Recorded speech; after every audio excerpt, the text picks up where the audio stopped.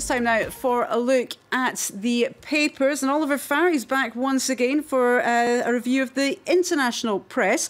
Again, Greece, of course, the headline story, and there's some strong words in the Greek press for the government. Yes, the centre-left daily Tolvima, which is historically associated with the Social Democrat PASOK party, has a rather inflammatory headline which reads simply, "The idiots."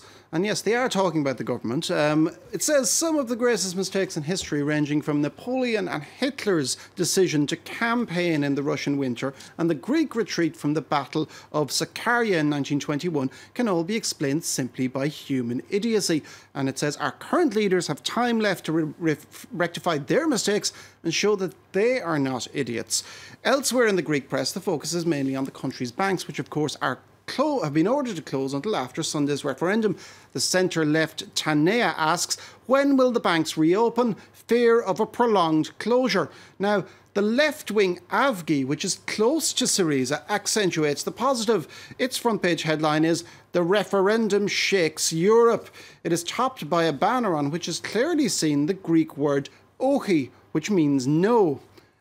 Katharimini has in its English edition an opinion piece that says the division in Greece today is not ideological, but one between reformers and populists.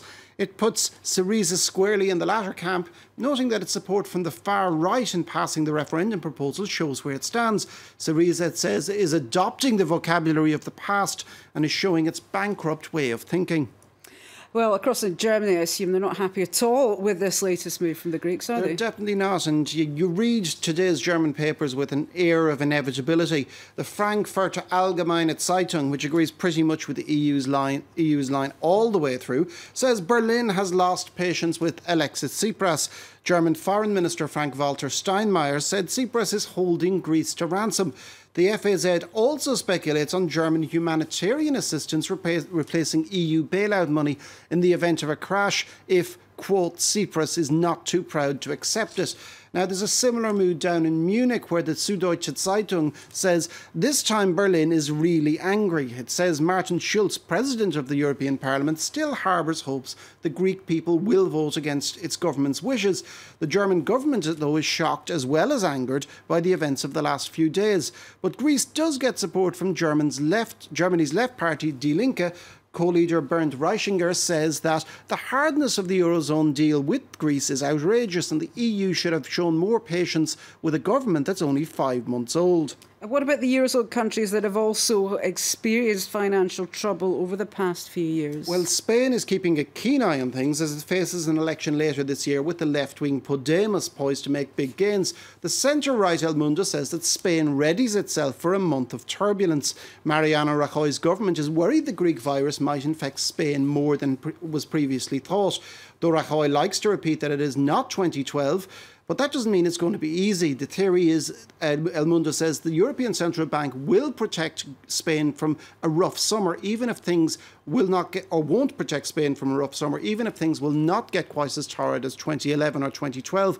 It ends with a quote from Irish Finance Minister Michael Noonan, a man with little sympathy for the Greeks, who says we're entering uncharted waters. Now, the Irish Times reports that the cabinet in Dublin is drawing up a strategy in the event of a Greek euro exit. There are some cynics in Ireland that would say that strategy would largely consist of the government doing what Brussels and Berlin tells it to do, but Ireland is exploring the medium and long-term consequences. There would be no major first-round impact on Irish interests, as Irish banks have no direct exposure to Greece, but there could be more further down the line. We're seeing a lot of commentators drawing lessons from history about this current crisis. Yeah, this is a recurrent theme. We already saw that in the Greek editorial earlier on. Writing in the Portuguese daily Público, Manuel Carvalho says the current crisis is the return of Versailles. Though Carvalho is critical of Alexis Tsipras' quote, arrogant and disingenuous government, he says the Troika is also being foolish and ignoring the lessons of history. He calls them this generation of technocrats who confuse countries for businesses and voters for employees.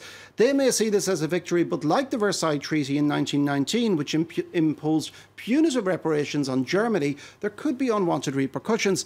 Tsipras and Varoufakis have been, quote, peddling unrealistic promises from the beginning, but they did appear willing to cede to austerity measures last week. But rather than approve the Greek openness and enter into negotiations willing to concede something more, Europe decided to keep its role as villain against a fragile and disoriented beggar. Syriza knows that capitulating to Brussels would mean its electoral death at home, but the referendum now offers itself a chance of salvation. Europe risks a nationalist anti-EU virus spreading from the Balkans to the Middle East and the very real danger of pushing Greece further towards Russia. Oliver Farry with the International Press Review. Thanks very much for that.